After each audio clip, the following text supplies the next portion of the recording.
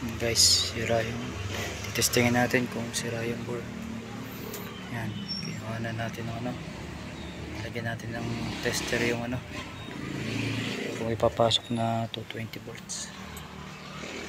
Saksak natin yung ano, plug nya.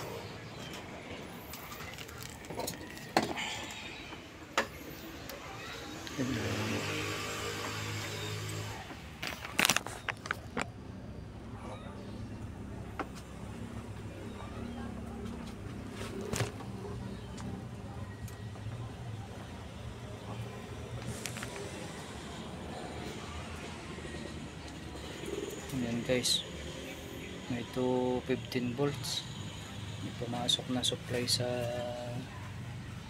board nya. Tapuin na natin siya. Ayan o, ayaw mag power.